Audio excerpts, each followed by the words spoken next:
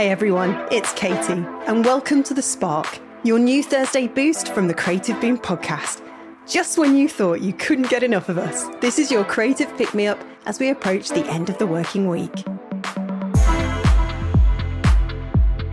If you tuned into our episode this week, then you'll know our guest was Kwame Taylor-Hayford, the new D&AD president and the co-founder of Kin. We covered so much. The conversation just flowed. Kwame had this calm, intelligent presence. He was always smiling. I could really see the impact of his upbringing, living in so many different parts of the world and experiencing all these different cultures.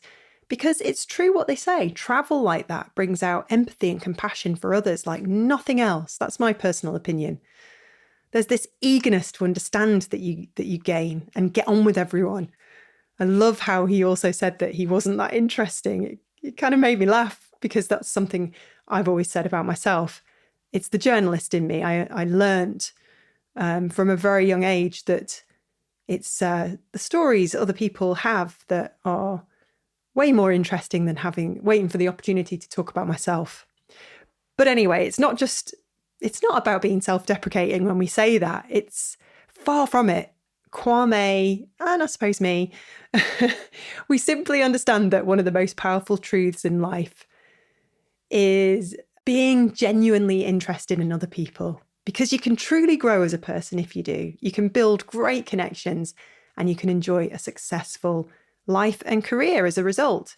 It's these soft skills that we both agreed everybody should have or work on. I mean, I'm always working on them. It's not something easy that can be learned overnight. It's life experience that happens along the way. It'll ensure that happens. And you build confidence, you get better at it, you practice and you put yourself in uncomfortable situations, and eventually you can talk to anyone. So then with that in mind, it's no surprise, and given his successful career as well, that Kwame was chosen to be D&AD's president this next year, as its mission is to build on its global network and reach, something it's been focusing on for quite some time now. But actually, the focus now seems to be accelerating.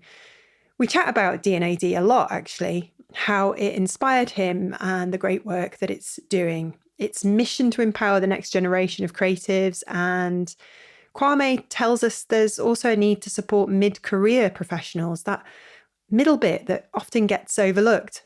And it's another thing he's super passionate about focusing on in 2025. We also discussed the shift in employee power within the industry, the impact of AI, and the role of creativity in shaping the future. Interestingly, Kwame also spoke of some of his personal life. I mean, he didn't get completely personal, but we got a sense of what he's chewing on right now and what's important to him and what he hopes for the future.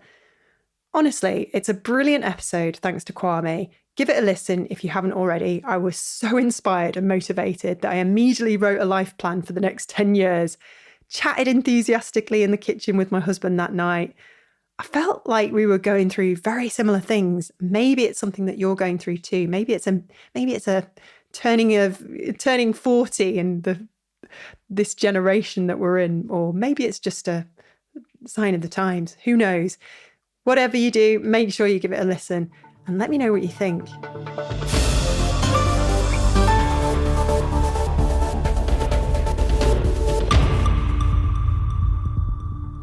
Now on to this week's creative news. And we start with an update from the Design Museum in London.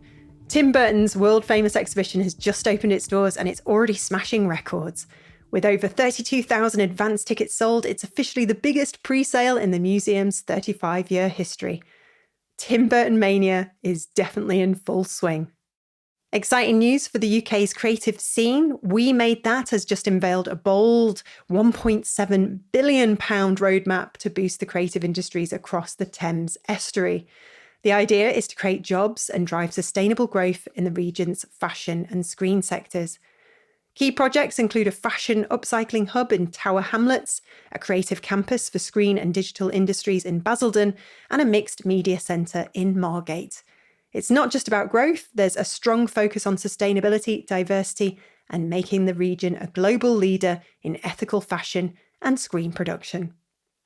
Now, Do you remember the banana duct taped to a wall that sold for $120,000? Well, it's back. And this time with an estimated price tag of up to $1.5 million. And I'm not even kidding. Yep, Maurizio Catalan's infamous conceptual artwork, Comedian, is going up for auction at Sotheby's on November 20th.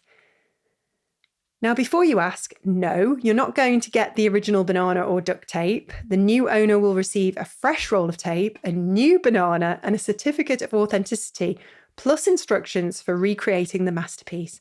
After all, as a conceptual piece, the materials are replaced with every installation. Before hitting the auction block, though, the piece is set to embark on a world tour, with stops in cities like London, Paris, Tokyo, and Los Angeles. Will it hit that $1 million mark? Who knows? We'll just have to wait and see. It's time for the Spotlight, where we highlight an inspiring story from Creative Boom this week. And we're talking about a surprising winner at the D&AD Awards, Raw Materials, the newly crowned Design Studio of the Year.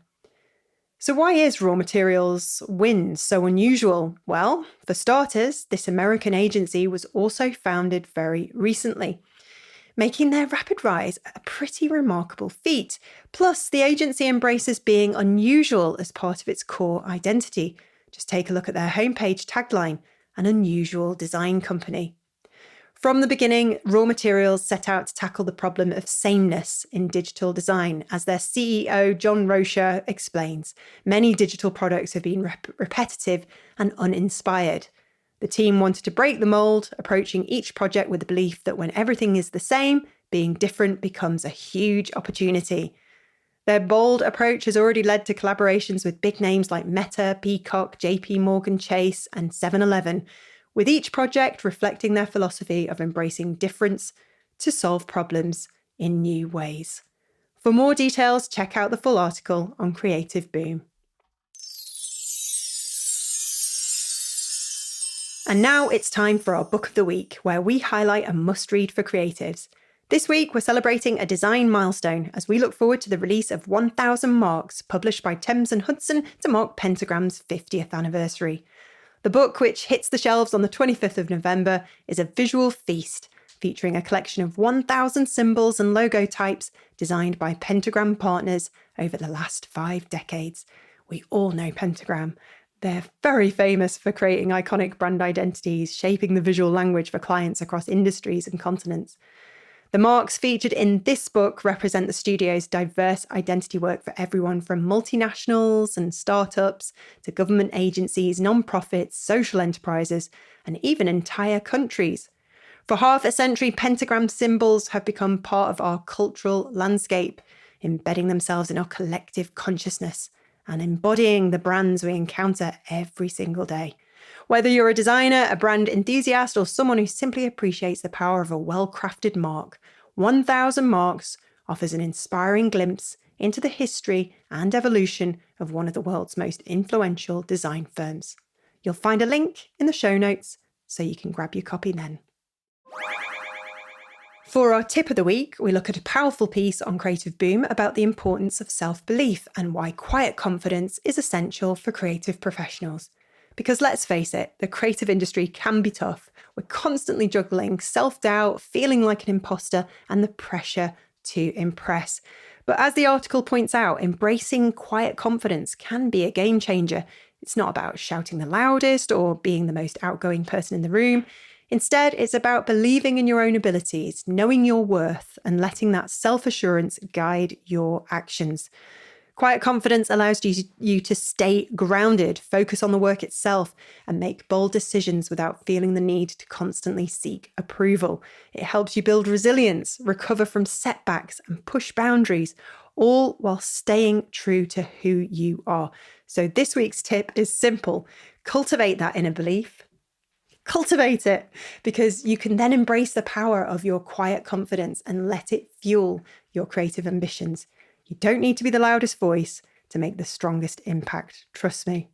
For more tips, head over to Creative Boom.